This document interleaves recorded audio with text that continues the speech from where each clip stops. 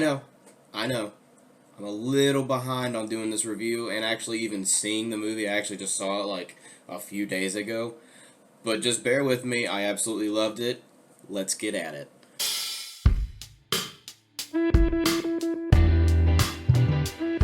So, JoJo Rabbit, directed by Taika Waititi, who you may know most recently from The Mandalorian. He actually did the voice for IG-88.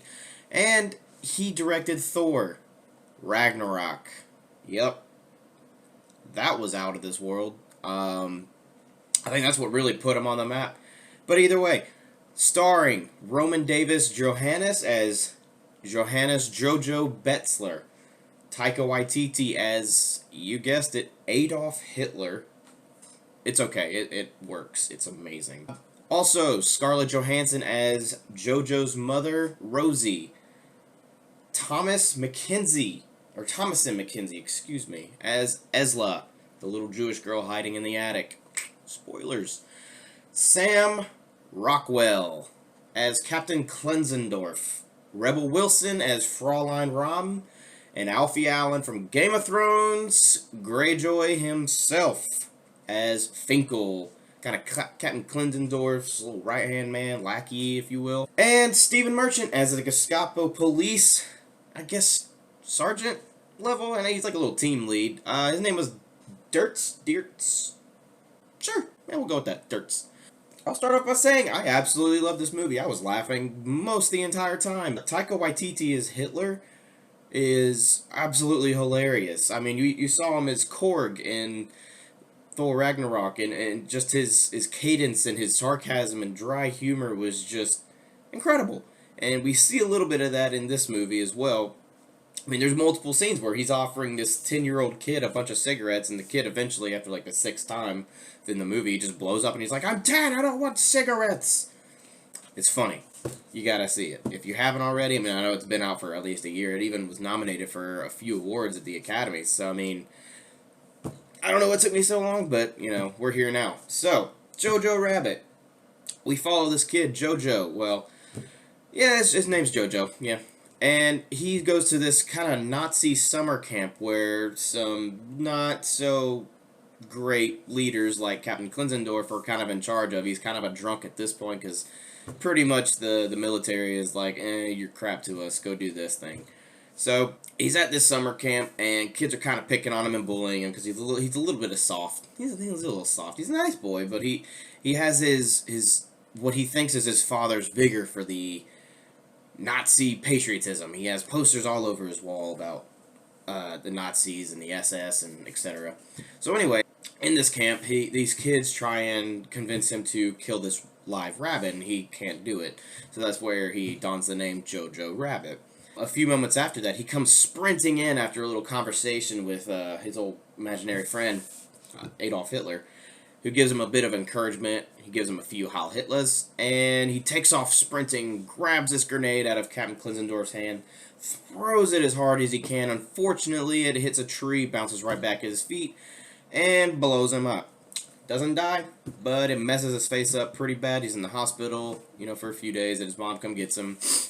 Moving on, his mom takes him to Captain Klenzendorf's, like, propaganda office workspace, where she basically yells at him and tells him, "This is your fault, so you're taking care of my kid while I'm working." So the captain has him putting up posters of, you know, pro-Nazi stuff all over the town. He even, there's one point where he's even wearing this, like, outfit, kind of like those guys standing outside of the restaurants spinning the signs and saying, "Hey, eat our fried shrimp, it's not gross."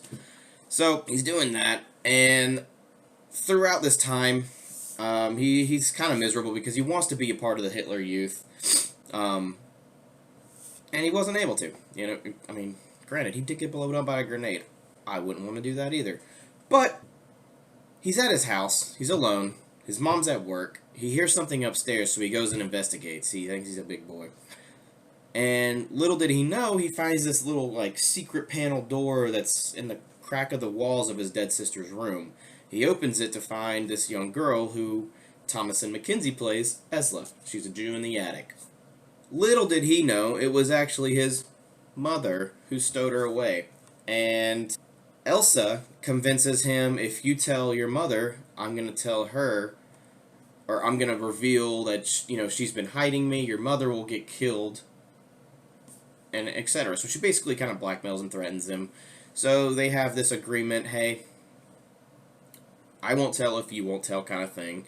So throughout the most of the middle of the second act, he is learning from this Jew because, he's been brought up to think Jews as these ugly creatures with horns and tails, and they suck your blood and read your mind, and I don't know, propaganda. But we start to see him sympathize with the character Elsa, and slowly he starts to kind of like her. He's even writing these letters that are supposedly from her fiance, um, Nicholas, I think it was, and or Sam or something, I can't remember. But anyways, he's creating these letters out of nothing and reading them to her to try and calm her down, give her a little bit of hope, even though he is a little Nazi and they don't really do that, I guess. But eventually we get to a point where he's kind of testing his mother because she still doesn't know that he knows, because he doesn't like that she doesn't have patriotism like he thinks his father does, who is not in the picture. He's absent, he's out fighting in the war, and has been for a couple years, which is what she told him. We get to a point where his mother gets caught. And spoilers, this movie's been out for a year. I mean, come on. You don't need spoiler blasted all over the review. I'm gonna give it spoilers. His mother's hung. I guess they find out that she's been leaving little notes all around the city, kind of like the old classic spy stuff like we saw in The Americans. Yeah, so she's hung, and he finds her in the town square hung, and he's crying, of course, and screaming, and he obviously feels like it's his fault, so he goes back to the house to confront Esla and be like, hey, this is your fault. And he almost completely stabs her, but he only kind of pushes the knife in, you just get a little bit of blood, and then he just, falls down on the ground crying. But also, all throughout this, he is leaving the room where Esla is staying, which is his dead sister's room, going to his room and having a conversation with Hitler, like, hey man, what do I do? And of course, Taika Waititi being Taika Waititi, he is absolutely hilarious, and he's like, oh, you gotta kill the Jew, and then you gotta do this, and you gotta do this, oh, but you are in a predicament, then, yeah, it's hilarious. And enter the Gestapo. Well, that caught him off guard because, JoJo was letting her, kind of get out of the room, get some food, get a shower, because she stunk. And then here comes the Gestapo police, where Stephen Merchant is the leader of. It's a hilarious little moment of, 17 Heil Hitlers between every single person in the room, and it's 8 people. And it's just exaggerated humor, and it's actually pretty funny. Eventually, we get to the point where Esla actually disguises herself as JoJo's dead sister. Little did they know his sister was dead. So they kind of do a little questioning, interrogating. They're ransacking the house because they have beliefs that his mother may be involved in something. And then we get upstairs, and Captain Klinzendorf asks her a few questions, referring to his sister's paper. So he asked for the birthday, and she gave basically the wrong date, and he lets it slide. They find out later that, oh my god, I gave the wrong date. That means he knows something's up, and he's helping us in a way, He's being nice.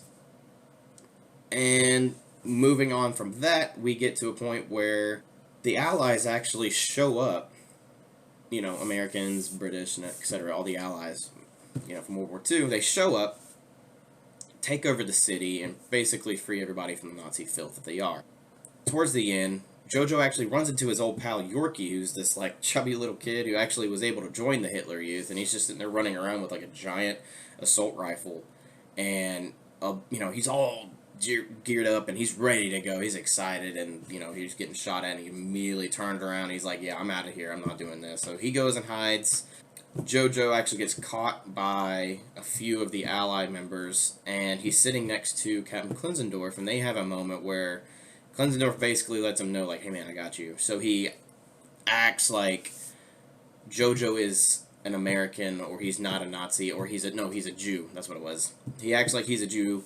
He pushes him down, spits on him, and then ends up, being a part of the firing squad. Which was a very, honorable from him. In the end, JoJo goes back to his house. He actually tells Ursula that the Allies lost and the Nazis won. So she's kind of freaking out. She's really down, but reveals that her fiancé has been dead this entire time, and that she knows that JoJo's been writing these letters to her, and that she really appreciates it, and it's really kind of him. But now he's actually grown feelings for her, and they have this little moment where he's basically like, I can't tell her that the Nazis have won, and she can't stay here this entire time. There's no way I can keep that lie up. So he tells her by taking her downstairs, letting her go outside, and she sees all the Jeeps and the Americans running around with American flags, and she realizes what he said was a lie, turns around, slaps him, and in the end, they dance in the streets. And that's JoJo Rabbit. That was one of the funniest movies I have ever seen. It's hilarious. There's moments of brilliant dialogue between Adolf and just this 10-year-old kid. And I can't recommend this movie highly enough. It's incredibly well written. The shots and I don't even know what to say right now. It's just amazing movie, and I cannot believe I waited almost a year for me to see this movie. And every single time that Taika Waititi's Adolf was on the screen, it was like he just took over the scene and made it his, and it was just absolutely hilarious. The jokes and the lines that he was saying was just jab after jab after jab after jab to Nazi Germany and Adolf Hitler, rightfully so. But either way, let me know what you thought of this movie. I know it's really late, and this is not a new movie, but it is available, so please, I can't highly recommend this movie enough. Let me know what you thought down in the comments, and also check out the other movie reviews I will be doing, as well as the Anything Nerdy podcast. We are trying to do about an episode a week, so be on the lookout for that. Like and subscribe, and come back for more. Thank you.